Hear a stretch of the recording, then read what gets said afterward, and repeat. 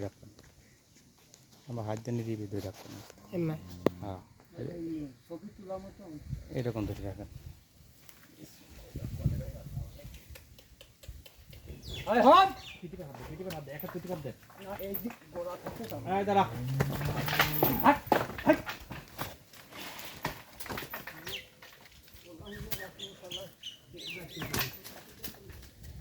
শাওন আব্বার আম্মা ওই ভিতরে পড়েছে।